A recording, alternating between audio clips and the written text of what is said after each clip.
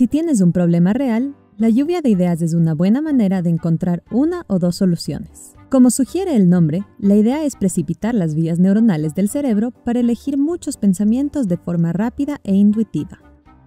Lo mejor es hacer esto con un grupo de personas diversas, de modo que tengas muchos cerebros diferentes para explorar. Esto conduce a la creación de más ideas y quizá nuevas soluciones. Antes de comenzar, asegúrate de resolver el problema correcto. Einstein dijo, para resolver un problema, pasaría 55 minutos definiendo el problema y luego 5 minutos resolviéndolo. Tina Seelig, una reconocida profesora de creatividad, enseña a definir un problema reformulando la pregunta. Por ejemplo, simplemente preguntando ¿por qué? Digamos que tienes una lluvia de ideas para una fiesta de cumpleaños para tu mamá. Puedes preguntar, ¿por qué organizamos fiestas de cumpleaños? Entonces, podrías darte cuenta de que lo hacemos para que las personas se sientan especiales. Luego pregunta, ¿cómo puedo hacer que mi mamá se sienta especial? Ahora podría surgir una idea totalmente diferente. Una vez que definas el problema real, comienza. Aquí hay 3 formas. Lluvia de ideas grupal guiada. Primero, consigue algunos marcadores y una pizarra o algunas notas adhesivas. Luego, invita a los participantes. Estos son tus cerebros. Se aconseja a los jefes de empresas, maestros u otras autoridades que se mantengan al margen o faciliten. Su autoridad puede intimidar a las personas tímidas para que no hablen. Luego, establece las 4 reglas básicas de la lluvia de ideas. 1. Opta por la cantidad. Obtén todas las ideas sin importar cuán tontas parezcan. 2. Evita las críticas. No hay malas ideas. 3. Da la bienvenida a las ideas locas. Cuanto más locas, mejor. 4. Aprovecha las ideas de otras personas. Escúchalas primero y luego agrega sí y... Ahora puedes empezar. Escribe el problema como una pregunta en la pizarra. Luego, pide a todos tus cerebros que aporten sus ideas. Como facilitador, mantén la discusión enfocada en el tema. Para asegurarte de que las personas no hablen por sobre los demás, puedes proporcionar un bastón para hablar que se pasa de una persona a otra. Anota todas las ideas y colócalas para que todos las vean. Recuerda a las personas que agreguen ideas. Si Ana piensa en «construyamos un paraguas genial», Jaime puede decir «sí» y «hagamos uno que vuele también». Si alguien mató una buena idea, el facilitador siempre puede revivirla para volverla a poner sobre la mesa. Al final de la sesión, ve si hay 2 ideas que se puedan combinar. En la lluvia de ideas, el lema es 1 más 1 es igual a 3. Luego, deja que el equipo vote para saber cuáles son los más populares. Ahora puedes comenzar con otra ronda de lluvia de ideas para desarrollar esas ideas. O, si estás satisfecho con la solución, finalizarla. Finalmente, registra las mejores ideas para no perderlas. La técnica del grupo nominal. Explica las reglas básicas y presenta el problema. Luego, pide a cada persona que escriba sus ideas de forma anónima. Luego, recopila las ideas y deja que el grupo vote sobre cada idea. Las ideas mejor calificadas pueden enviarse a los participantes o subgrupos para una lluvia de ideas adicional. Por ejemplo, un grupo puede intercambiar ideas sobre la forma de un producto, mientras que el otro se enfoca en las características técnicas. La técnica de pase en grupo. Deja que las personas se sienten en círculo, explica las reglas y presenta el problema. Cada persona escribe una idea y luego pasa la hoja de papel a la siguiente persona, quien agrega algunos pensamientos. Esto continúa hasta que todos recuperan su hoja de papel original. En este momento, es probable que el grupo haya desarrollado extensamente cada idea. Deja que cada uno explique su idea evolucionada y escribe cada una. Luego, puedes dejar que el grupo vote. Si quieres hacer una lluvia de ideas por ti mismo, pruébalo ahora mismo. Al final de esta escena te presentaremos un problema. Una vez que lo entiendas, escribe 5 ideas en los comentarios a continuación lo más rápido que puedas sin pensar mucho. Esto desbloquea tu creatividad y te ayuda a superar los bloqueos mentales. Una vez que hayas terminado, lee los comentarios de los demás. Elige tu idea favorita y construye tus pensamientos sobre ella. Para hacer eso, simplemente responde a esa persona comenzando con sí y... Aquí está el problema. Nuestros océanos están llenos de desechos plásticos. Muchos de estos son consumidos por peces, con efectos inciertos en nuestra salud. Según el periódico The Economist, para el 2050 los océanos podrían contener más plástico que peces, medidos en peso. Entonces, ¿cómo podemos reducir los desechos plásticos en nuestros océanos hoy?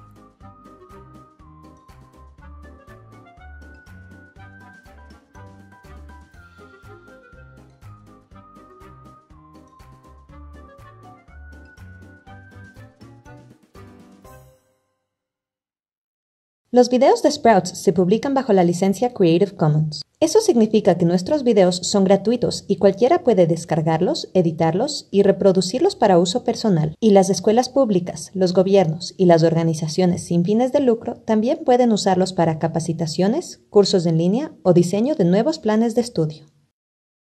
Para ayudarnos a mantenernos independientes y apoyar nuestro trabajo, puedes unirte a nuestros patrocinadores y contribuir. Simplemente visita patreon.com/sprouts. Incluso $1 puede hacer la diferencia.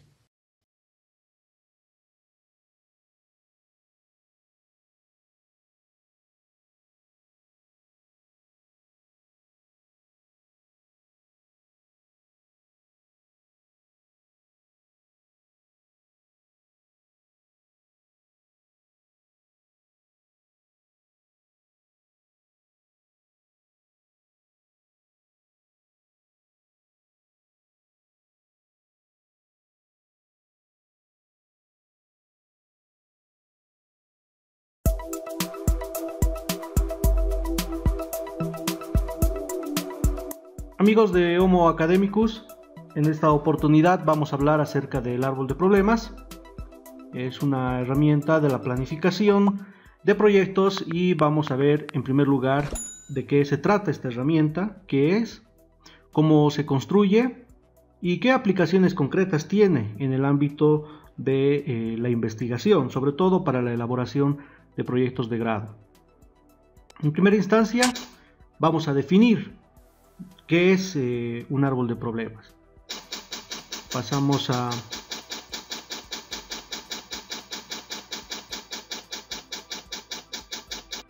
definir el árbol de problemas como una técnica de la planificación que ayuda a identificar y definir una situación problema o necesidad, sus causas y efectos de manera organizada. Genera un modelo de relaciones causales en torno a un problema. ¿Qué significa esto? Que el árbol de problemas va a graficar de manera visual la estructura de una situación problemática atendiendo a sus causas y sus consecuencias.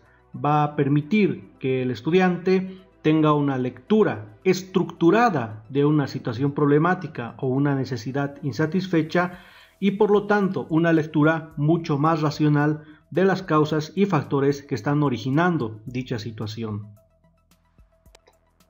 ¿Cuáles son las características del problema? Es importante señalar que es una situación de inconveniencia, es un estado negativo o de insatisfacción que no puede ser resuelto en forma autónoma por los propios afectados, de modo que requiere de la intervención de alguien que posea un cuerpo de conocimientos de una determinada disciplina para poder colaborar en la solución del problema. El problema se puede manifestar por la carencia de algo bueno o por la existencia de algo malo o negativo. También se puede identificar un problema ante una oportunidad de desarrollo no aprovechada, es decir, ante el desaprovechamiento de una situación de potencial beneficio. Puede ser para una empresa, para una institución, para una comunidad, entre otros. Y además se trata de un problema real, existente en la realidad, no ficticio.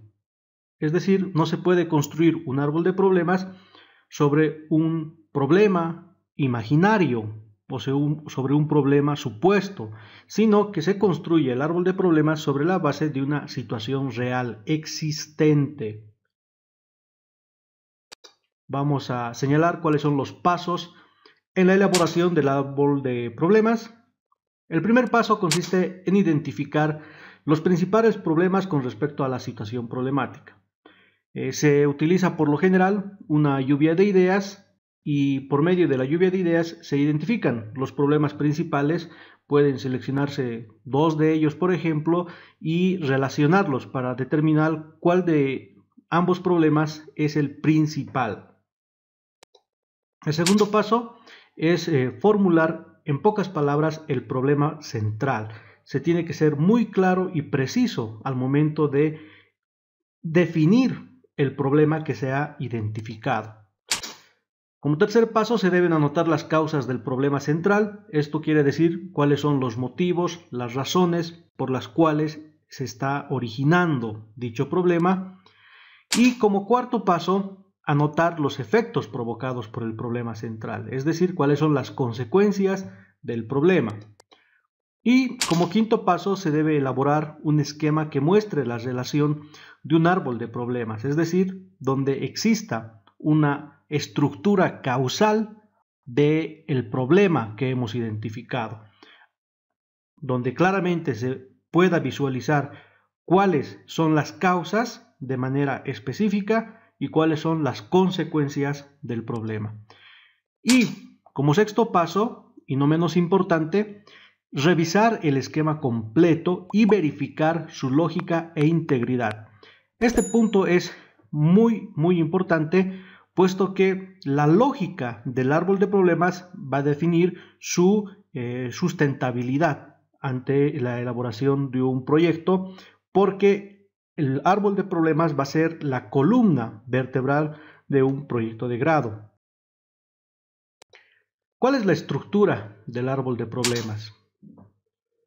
El problema, que básicamente se identifica el problema más importante, que va a constituir el núcleo del árbol de problemas, y luego se identifican las causas, que serían las raíces, y las consecuencias, que serían los frutos. Señalar que el uso del término árbol de problemas es una metáfora simplemente para hacer referencia a un árbol donde las raíces operan como causas y los frutos serían las consecuencias o efectos del problema central que se identifica en la parte del núcleo del árbol, ¿no? Las causas básicamente son, en las raíces se expresan las causas y los orígenes del problema, y además pueden jerarquizarse, pueden haber subcausas o causas en segundo grado, y estas deben ser ordenadas en causas principales y causas secundarias, y lo mismo puede hacerse con los efectos o las consecuencias del árbol de problemas. Más o menos la estructura de un árbol de problemas tendría que ser la siguiente: el problema en el centro del gráfico, seguido de las causas. Pueden identificarse las causas que se vean convenientes y las causas indirectas o secundarias. Como son causas, ejercen una función de determinación sobre el problema, y después identificamos los efectos.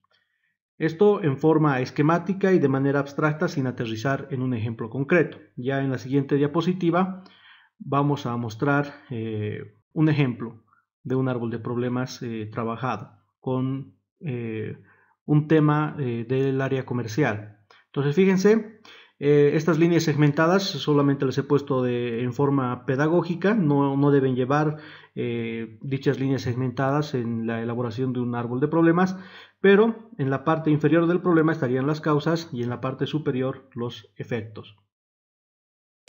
Muy bien. Vamos a trabajar con un ejemplo de un árbol de problemas que se ha identificado en una cafetería. El principal problema, que además el problema se trabaja de manera participativa con las personas involucradas, ya sea en la empresa, en la institución, en la comunidad, en la organización social donde se va a realizar el proyecto, sería las bajas ventas en la cafetería Fragmentos. En este punto no es necesario resaltar los elementos espaciales o temporales, pero sí describir claramente cuál es el problema. ¿Cuáles son las causas de este problema identificado como las bajas ventas? En primer lugar, identificamos la baja calidad del producto. En segundo lugar, el desconocimiento de la cafetería y una alta competencia de cafeterías en la zona. Y además, a la causa, que es desconocimiento de la cafetería, encontramos dos causas secundarias, que sería ausencia de estrategias de marketing y que además se trata de un emprendimiento reciente, por lo cual obviamente la cafetería no es todavía conocida o no goza de un posicionamiento, ¿no? Como existe causalidad de estas tres causas identificadas, las flechitas deben estar siempre con dirección determinante hacia el problema. Los efectos. En primer lugar, clientes insatisfechos porque obviamente si la calidad del producto es baja, el cliente va a estar insatisfecho, no va a haber un criterio positivo con relación al producto que pueda ofrecer la cafetería. En segundo lugar, hay una pérdida de clientes potenciales porque eso además ocasionaría un alto riesgo de quiebra y bajas utilidades para la cafetería. Y por último, una baja participación en el mercado de las cafeterías en la zona, en la ciudad o en el lugar donde se ha emplazado el negocio. Entonces, como pueden ver, el árbol de problemas permite, en primer lugar, graficar la situación problemática. En segundo lugar, captar la estructura causal del problema, también identificar las causas, los efectos y consecuencias del problema, tener una lectura estructurada de la situación problemática y por lo tanto una lectura más racional de la situación problemática, especificando claramente cuál es la conexión del problema con las causas y los efectos y sus consecuencias. Algunas recomendaciones que son importantes tomar en cuenta para la identificación del problema son las siguientes. En primer lugar, un problema no es la ausencia de su solución, sino un estado existente negativo, como el que hemos señalado hace un momento, por ejemplo, al decir que existen bajas ventas. Identificar los problemas existentes, no los posibles, ficticios o futuros, ¿no? Sino que el árbol de problemas debe ser trabajado sobre una situación problemática real. Reiteramos nuevamente. Formular el problema como un estado negativo. Escribir un solo problema en el árbol de problemas. No funciona esta técnica lógica del árbol de problemas con múltiples problemas, sino con un solo problema centralizado y consensuado con todos los actores participantes del proyecto. Y eso sería todo por hoy. Les agradecemos su atención, les pedimos se suscriban al canal, le den like, nos compartan en sus redes sociales y bueno, hasta una nueva entrega.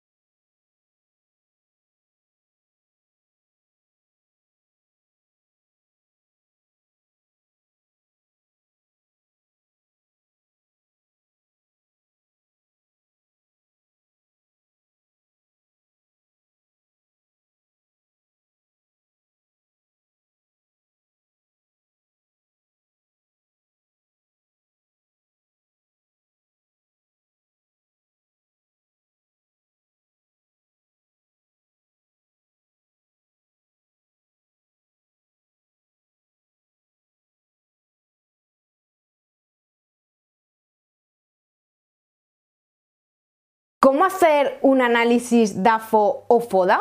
Hola, soy Jessica Quero, especialista en marketing digital y redes sociales, y hoy vengo a hablarte de este análisis que es muy importante para extraer conclusiones valiosas.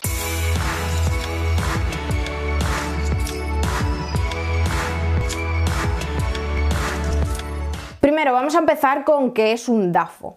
Puede que lo conozcáis como FODA, normalmente en España suele llamarse DAFO, pero en otros lugares, en otras ubicaciones lo llaman FODA. Al final es exactamente lo mismo, lo que pasa es que cambiamos el orden de las letras. Pero al final un DAFO o FODA es una herramienta que podemos utilizar dentro del análisis para extraer conclusiones tanto del análisis interno como del análisis externo y plasmarlas en una especie de tabla que nos va a dar mucha información rápidamente y de forma muy visual. Entonces, realmente, ¿para qué sirve ese DAFO? Pues realmente lo que os he dicho, ¿vale? Para extraer esas conclusiones de cuando nosotros realizamos un análisis interno y un análisis externo, pues nosotros necesitamos de toda esa información que obtenemos sacar las conclusiones, por así llamarlo, o los aspectos más interesantes y más relevantes para ese análisis que nosotros estamos realizando. Por lo tanto, esto digamos que sería como ese cuadro resumen que nos plasma toda esa información. ¿Qué tenemos que tener en cuenta de este DAFO? ¿Vale? DAFO o FODA, lo que vosotros queráis. Al final cada una de esas letras son las siglas, es la inicial de cada una de las palabras que vamos a analizar o que vamos a prestarle especial atención dentro de este análisis para luego clasificarlo. La D es de debilidad, ¿vale? Entonces, de este análisis interno lo que vamos a hacer es extraer como esas debilidades, ¿vale? Como esos aspectos negativos que pueden influir negativamente en lo que nosotros estemos analizando. Siguiendo, tenemos la A, que son las amenazas. En este caso nos vamos al análisis externo y tenemos que ver esos aspectos que son negativos para nosotros, ¿vale? O para nuestra marca, dependiendo de qué estamos haciendo ese DAFO, que pueden influirnos negativamente, pero que son externos, ¿vale? Debilidades es interno, amenazas es externo. Y luego tenemos la F y la O, ¿vale? La F son las fortalezas, que son nuevamente internas, esos aspectos positivos que tenemos dentro de nuestra marca o tenemos dentro de nuestra propia persona, porque podemos hacerlo tanto de una empresa, de una marca, como de nuestra persona. Y luego tenemos, por último, las oportunidades, ¿vale? Que son aspectos positivos del análisis externo que nosotros podemos implementar, ¿no? Y que podrían ser beneficiosos para nuestra marca o nuestra persona. Entonces, como veis, ¿vale? Resumimos de debilidades, que es del análisis interno, de amenazas, que es del análisis externo, F de fortalezas, que es del análisis interno, y O de oportunidades, que es del análisis externo. Como veis, ¿por qué DAFO o FODA? ¿Vale? Nosotros hacemos DAFO, ¿vale? En España y digamos que ponemos al inicio esa D y esa A son aspectos negativos que debemos de trabajar para mejorar o para intentar neutralizar. Y FODA, ¿vale? Lo hace al revés, se centra en esos aspectos positivos y después los negativos, pero al final ya veis que es exactamente lo mismo, simplemente una organización diferente. Entonces, ¿cómo vamos a hacer ese DAFO? ¿Vale? Pues aquí lo que tenemos es que hacer como dos líneas, ¿vale? Dos ejes para partir cada una de esas letras. Vamos a poner debilidades, amenazas, fortalezas y oportunidades. Entonces, si os fijáis aquí, debilidades y fortalezas son internas y amenazas y oportunidades son externas. Y lo que tenemos que hacer, obviamente, previo es un análisis de, por ejemplo, si vamos a hacer el DAFO de nuestra marca, tenemos que hacer un análisis de toda la parte interna de nuestra marca y un análisis, pues por ejemplo, del mercado y de la competencia, que sería la parte externa a nuestra marca. En base a todo ese análisis, lo que tenemos es que ir viendo qué puntos de toda la información que hemos obtenido son relevantes y clasificarlos, ¿vale? Según pues lo que hemos visto, ¿vale? Debilidades y fortalezas si son internos, amenazas o oportunidades si son externos. Que son negativos para mi marca,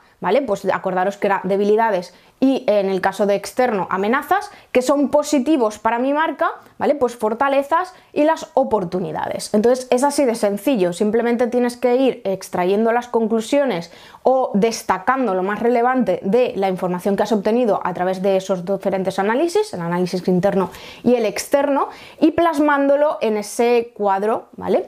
Por así llamarlo, en esa gráfica o como prefieras. Una vez tenemos el DAFO, ¿vale? A partir del DAFO sale lo que se llama el CAMI.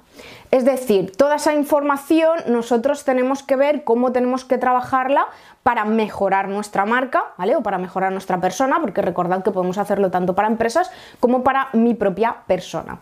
Entonces, ¿qué es el CAME realmente? ¿Vale? Pues es corregir debilidades, afrontar amenazas, mantener fortalezas y explotar oportunidades. Es decir, en base a ese DAFO que yo he hecho, ¿vale? Cada una de las cosas que yo haya puesto, voy a ver qué puedo hacer con esas debilidades para poder corregirlas. A lo mejor no puedo corregirlas todas o no me interesa corregirlas todas porque a lo mejor una debilidad no es del todo relevante o no me va a afectar en gran medida a los resultados de mi marca o de mi persona.